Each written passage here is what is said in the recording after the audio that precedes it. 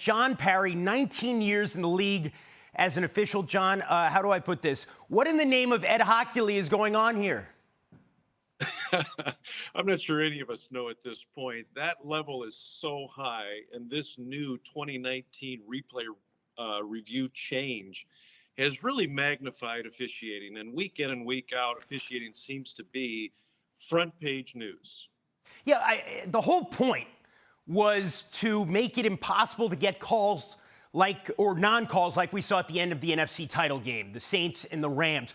But if that play happened today, at the end of one of these regular season games, what would be the call? Would it end up being reversed and reviewed?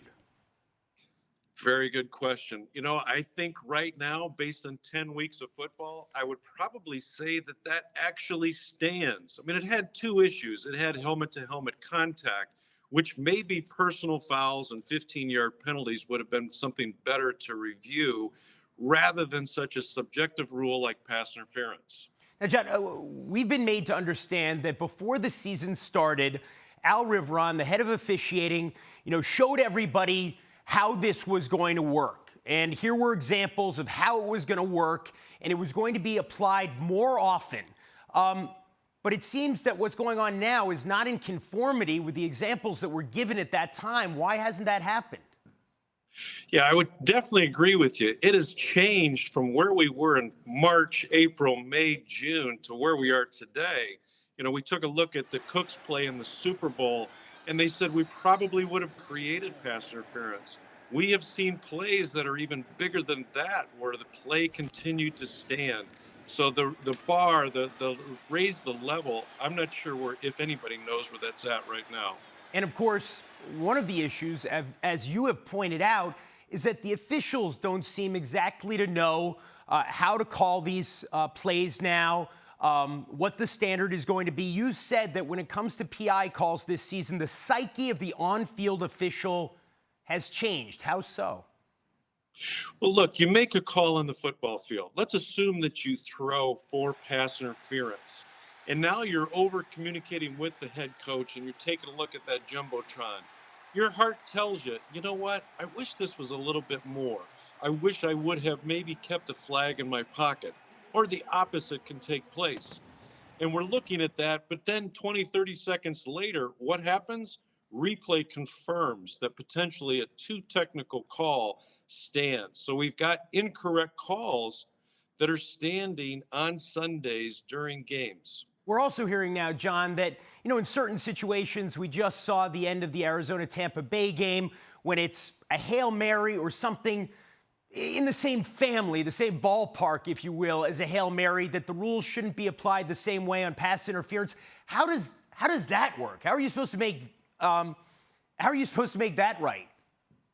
Well, I think one of the issues that we had coming into this was different standards, on-field standard, coaches standard, replay official standards, New York Command Center standard, 4 different standards, and then you throw in Hail Mary.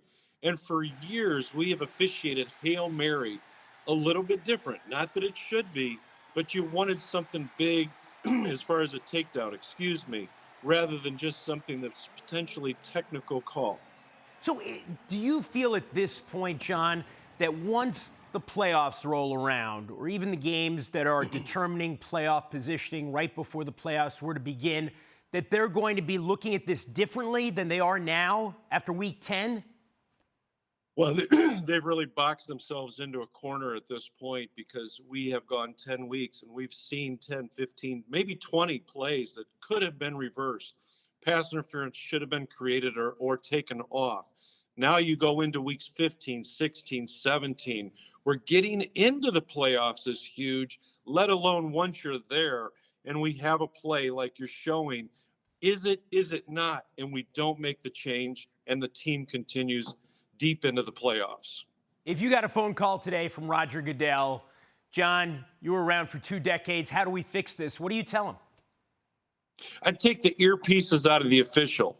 We've got this O2O system, which is what it's called, where there's constant chatter, constant communication with the officials, with the replay officials, with New York. I think it affects the focus. I wore it for 4 or 5 years. didn't like it. At times, I would take it out of my ear so I could focus on the game at hand. I think officials have lost a little bit of focus, and at this speed, that cannot take place. Hi everyone, thank you for watching ESPN on YouTube. For more sports, more analysis, download the ESPN app. And for live streaming sports and premium content, subscribe to ESPN Plus. We'll see you there.